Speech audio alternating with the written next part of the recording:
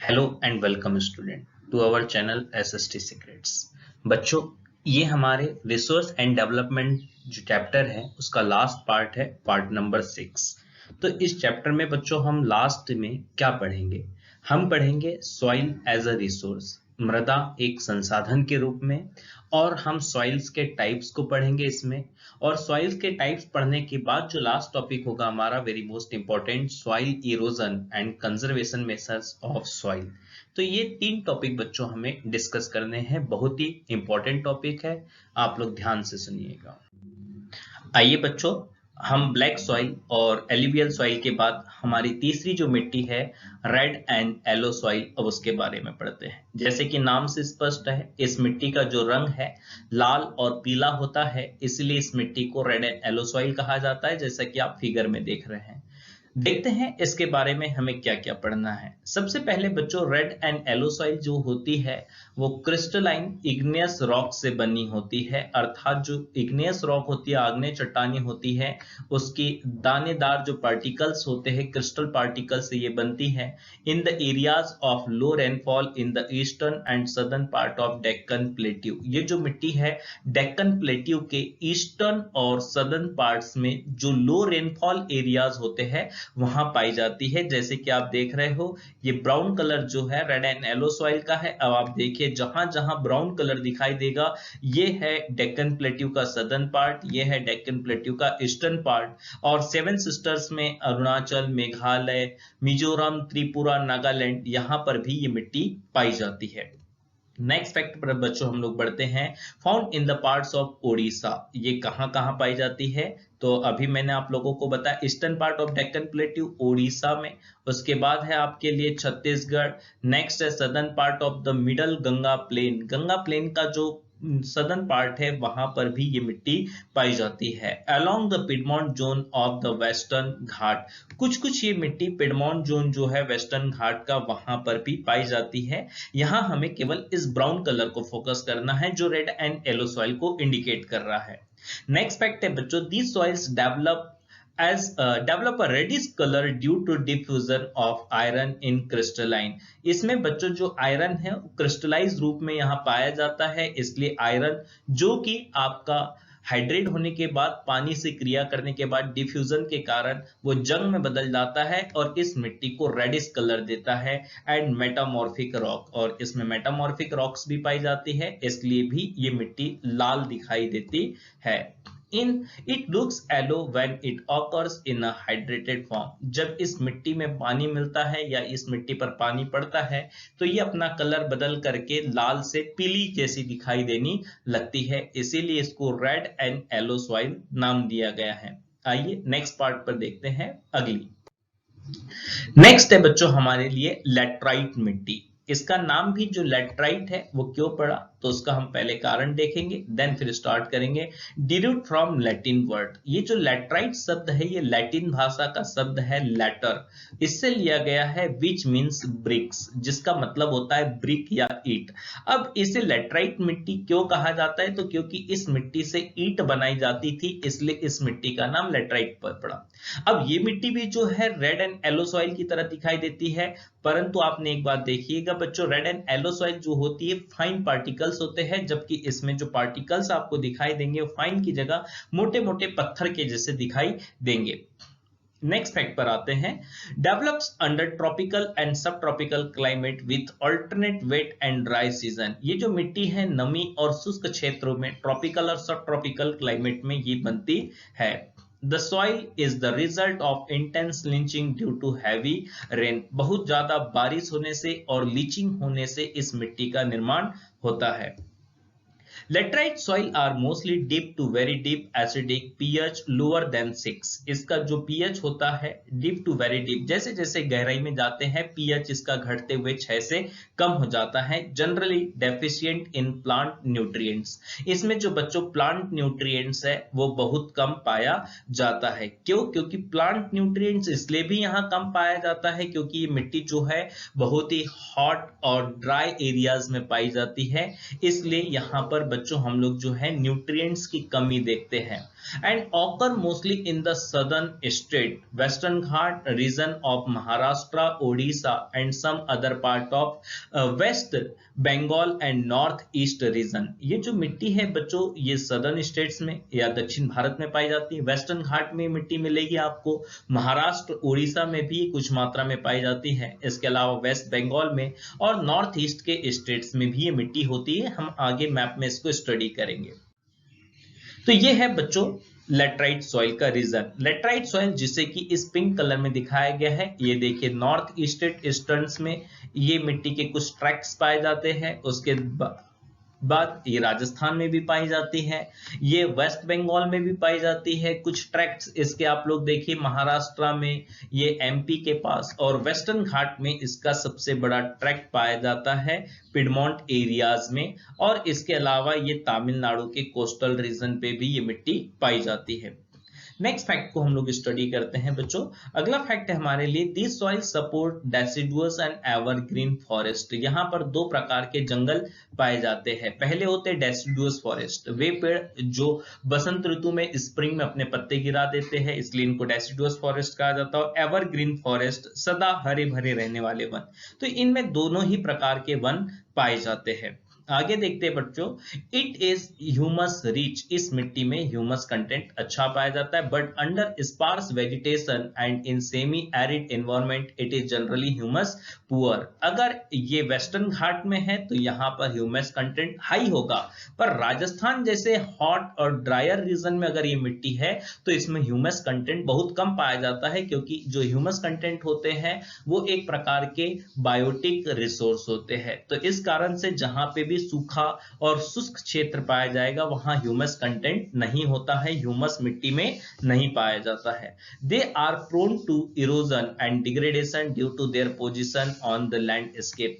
ये मिट्टी जो होती है अधिकतर पहाड़ों, पर्वतों, नदी नालों के पास में होते हैं, तो इस मिट्टी में इरोजन और डिग्रेडेशन भी बहुत ज्यादा होता है, अर्थात मृदा का अपरदन और मिट्टी खराब भी बहुत ज्यादा हो जाती है।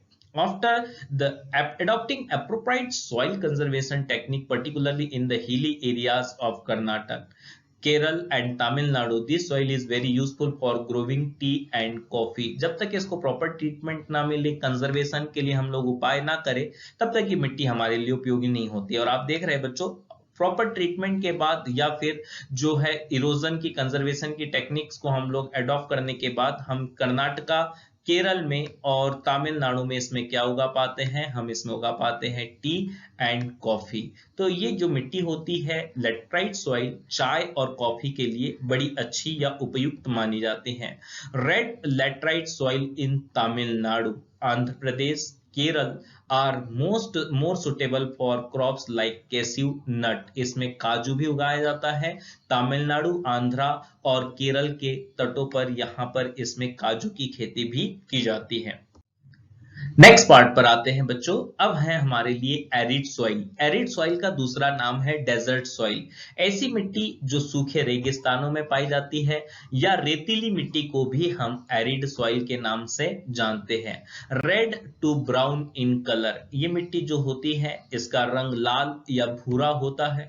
सैंडी इन टेक्सचर, इस मिट्टी की जो टेक्सचर होती है, बनावट होती है, उसमें ये रेतीली होती है, दानेदार होती है। एंड सैलाइन इन नेचर, और इसका जो नेचर है सैलाइन होता है, अर्थात नमक की तरह ये मिट्टी खारी होती है। यही कारण है बच्चों कि राजस्थान में जो सांभर झील है वहां से नमक प्राप्त किया जाता है, क्योंकि वो भी इसी तरह एरिड सॉइल के ही क्षेत्र में पाई जाती है। In some areas the salt content is very high, कुछ क्षेत्रों में इसमें जो salt content है, नमक की मात्रा बहुत ज्यादा होती है। And common salt is obtained by evaporating the water, और जब इस मिट्टी से पानी हटा लिया जाता है तो हम लोग इससे नमक को प्राप्त कर सकते हैं। Due to dry climate, high temperature, जैसे कि हमने देखा एरिड सॉइल है, डेजर्ट एरिया में पाई जाती है, तो क्लाइमेट कैसा होता है, ड्राई, सूखा होता है। टेम्परेचर कैसा होता है, हाई होता है। इवेपोरेशन वहां पे भाप जो है पानी की वो भी ज्यादा बनती है, क्योंकि जितना ज्यादा गर्म मौसम होगा उतनी ज्यादा वेपोरेशन होगी। Is faster the soil lacks humus and moisture. सभी चीजें ज्यादा होने से, क्लाइमेट यहाँ ड्राई होने से, हाई टेम्परेचर होने से इस मिट्टी में ह्यूमस और मॉइस्चर की कमी पाई जाती है, अर्थात ह्यूमस और नमी इस मिट्टी में कम होते हैं। The lower horizons of this soil are occupied by kankar. इस मिट्टी का जो लोअर होरिजन होता है उसमें कंकर्स पाए जाते हैं, because of the increasing calcium content downwards. और जैसे जैसे नीचे की तरफ जाते हैं मिट्टी की गहराई में, तो इसमें कैल्शियम ज्यादा पाया जाता है, चूना ज्यादा पाया जाता है। After proper irrigation, this soil become cultivable has been in the case of Western Rajasthan। Rajasthan में यहाँ पर जो एग्रीकल्चर फील्ड में, कल्टीवेशन के फील्ड में बहुत ज्यादा साइंटिफिक इन्वेंशन किए गए, उसके बाद इस मिट्टी का अब उपयोग किया जाने लगा है। तो ये मिट्टी दिखती कैसी है, तो ये देखिए डेजर्ट सॉइल के नाम से भी इसे जाना जाता है। रेतीली मिट्टी ये होती है, और इंडिया के किस पार्ट में पाई जाती है, तो ये है एरिड सॉइल का रीजन, जो कि आपको लाइट ग्रीन कलर की दिखाई दे रही है। तो ये पाई जाती है वेस्टर्न राजस्थान या थार के डेजर्ट में, और थोड़ी बहुत ही मिट्टी पाई जाती है यहाँ पर कच्छ के रण में या गुजरात में। आइए नेक्स्ट फैक्ट को हम लोग देखते हैं। अगला पार्ट हम लोग देखते हैं बच्चों, फॉरेस्ट सॉइल। फॉरेस्ट सॉइल क्या होती है, या फिर वन या फिर पर्वतीय मिट्टी क्या होती है। तो जैसे नाम से स्पष्ट है बच्चों, ये मिट्टी जो है पर्वतों में पाई जाती है, इसलिए इसको पर्वतीय मिट्टी कहा जाता है। अब इसका रंग रूप आकार कुछ नहीं होता है, क्यों? क्योंकि ये पर्वतों में पाई जाती है। Found in the hilly and mountainous areas where sufficient rain forest are available. जहां वर्षावन पाए जाते हैं वहां ये मिट्टी पाई जाती है। Texture varies according to mountain. अलग अलग पर्वतों पर इसकी बनावट, टेक्सचर भी अलग अलग होता है। एनवायरमेंट के अकॉर्डिंग भी इसका कलर, इसकी प्रॉपर्टीज अलग अलग होती है। They are loamy. ये मिट्टी बहुत ही चिकनी होती है। सिल्टी, इसमें गाद भी बहुत अधिक पाया जाता है। In valley side and coarse grain in the upper slopes. और पर्वतों के ऊपर में मिट्टी बहुत ज्यादा दानेदार या कोर्स होती है। In the snow-covered areas of Himalaya, these soils experience denudation।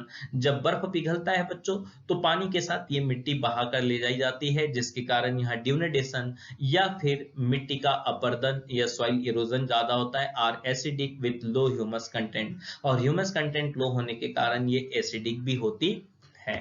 Next fact है बच्चों, the soil found in the lower parts of valleys, particularly on the river terrace and alluvial fans are fertile. ये मिट्टी जो ऊपर कर्स में होती है, mountains के टेरेस में होती है, तो वहां इतनी ये फर्टाइल नहीं होती।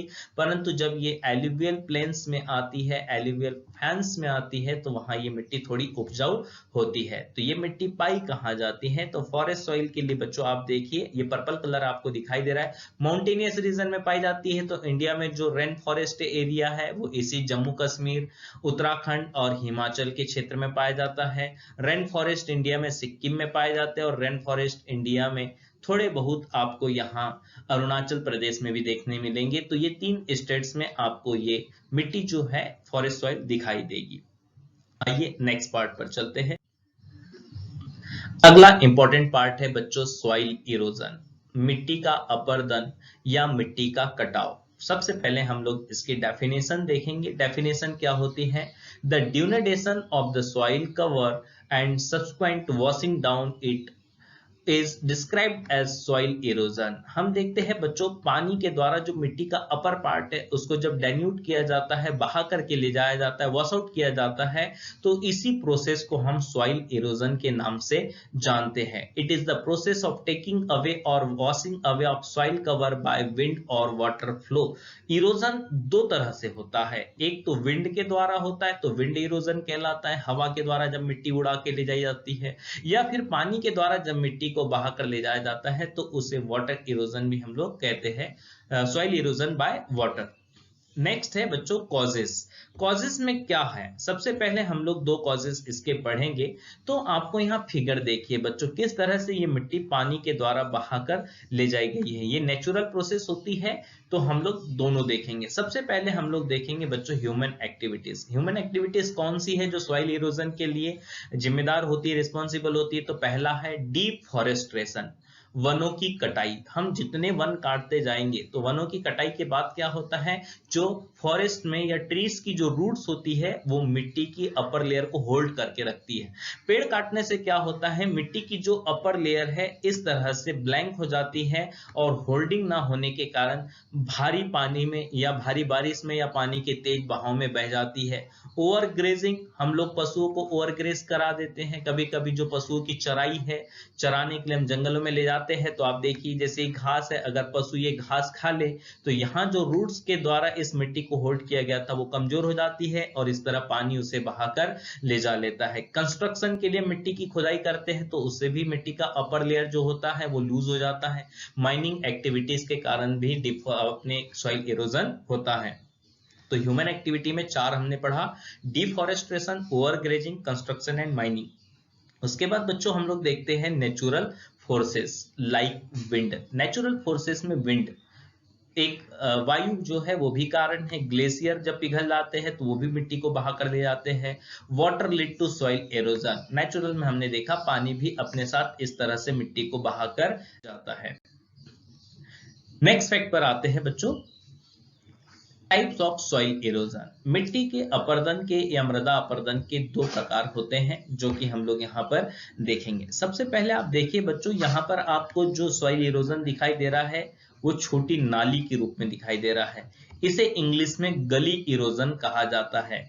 हिंदी में इसे अवनलिका अपरदन भी कहते हैं। अवनलिका अपरदन मतलब जिस तरह से मिट्टी जो होती है नाली के रूप में जब पानी के द्वारा बहा कर ले जाई जाती है उसे अवनलिका अपरदन कहा जाता है।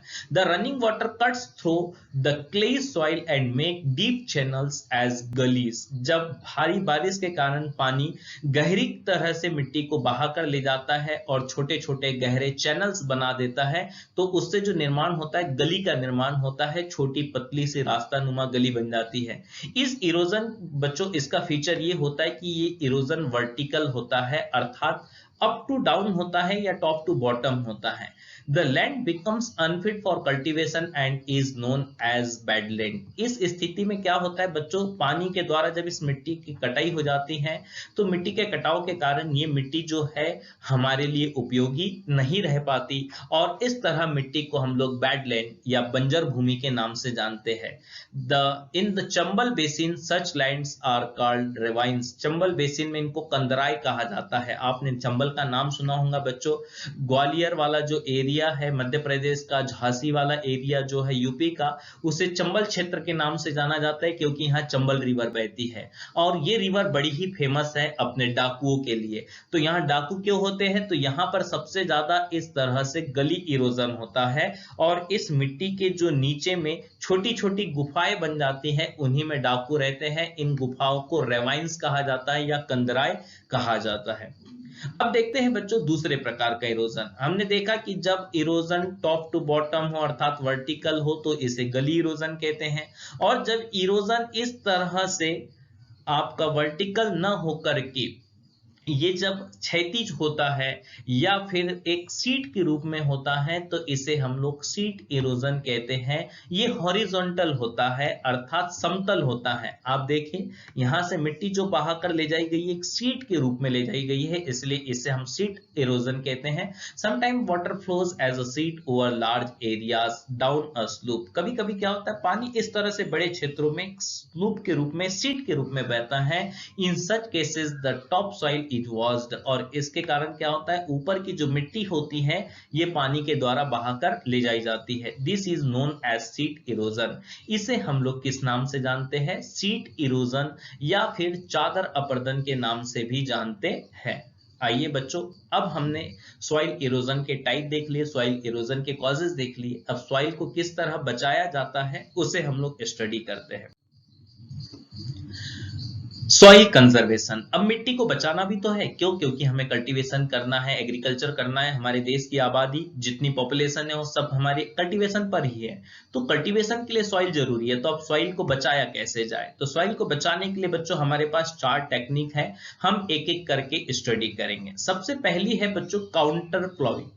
Ploughing along the contours line is known as a counter plowing which reduce the flow of water in hilly areas. Contour ploughing जो है बच्चों हिली एरियाज में किया जाता है। ऐसे क्षेत्र जहां पर डाउन स्लोप होता है, ऐसे क्षेत्रों में बच्चों हम क्या करते हैं, कर्वी या आर्कियल काउंटर्स बनाते हैं। जैसे आप लोग देख रहे होंगे इस तरह काउंटर्स दिखाई दे रहे हैं। ये काउंटर्स क्या करते हैं, reduce the flow of water, पानी की गति को कम कर देते हैं जिससे पानी कम से कम मिट्टी बहाकर ले जाया जाता है। तो इस तरह से स्लूप्स में हम बच्चों काउंटर्स बनाते हैं जो कि आर्क के रूप में होते हैं या वक्रीय रूप में पाए जाते हैं। दूसरा तरीका बच्चों वो है टेरेस फॉर्मिंग। टेरेस मतलब होता है सीढ़ी, नाम से स्पष्ट है, it restrict soil erosion in hilly areas. ये खेती भी जो है हिली एरियाज में पाई जाती है। देखिए बच्चों किस तरह से यहाँ पे हम लोग सीढ़ी के रूप में खेत बना करके काम करते हैं। इससे क्या होता है, जो वाटर का फोर्स है वो रुक जाता है और धीरे धीरे इस तरह से पानी एक जगह से दूसरी जगह उतरता है, तो फ्लो कम होने से इरोजन भी कम होता है। तो इस तरह टेरेस फार्मिंग से भी हम सॉइल को कंजर्व कर सकते हैं। थर्ड वन है बच्चों स्ट्रिप क्रॉपिंग। स्ट्रिप का मतलब होता है पट्टी। अब पट्टी क्या काम आती है हमारे लिए, तो पट्टीदार खेती कैसे करते हैं, large field can be divided into strips. बड़े बड़े खेतों को छोटी छोटी स्ट्रिप्स में बांट दिया जाता है। Strips of grass are left to grow between the crops. खेती के बीच में, फसलों के बीच में छोटी छोटी घास की जगह छोड़ दी जाती है।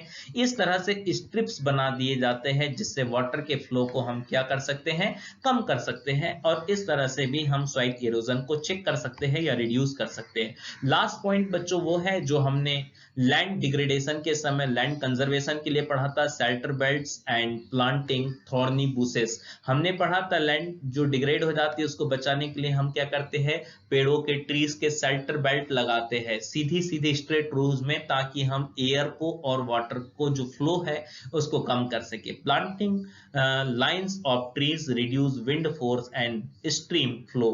Planting of thorny bushes help stabilize sand dunes in the desert areas. हम लोग ऐसे क्षेत्र जो आपके विंड फोर्स ज्यादा है वहां पर हम लोग शेल्टर बेल्ट्स में क्या करते हैं, प्लांट ग्रो करते हैं। और जो डेजर्ट एरिया है वहां पर सैंड ड्यून्स अर्थात जो थॉर्नी बुशेस होती है, कटीली झाड़ियां होती है, उसको लगा देते हैं जिससे कि इरोजन कम से कम हो।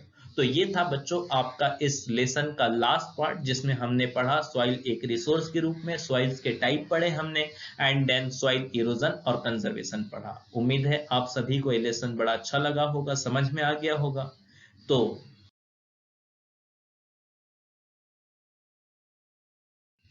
बच्चों अगर लेसन समझ में आ गया है तो हमारे चैनल को सब्सक्राइब ना किया है तो सब्सक्राइब कीजिए, इस वीडियो को लाइक कीजिए, दोस्तों के साथ शेयर कीजिए।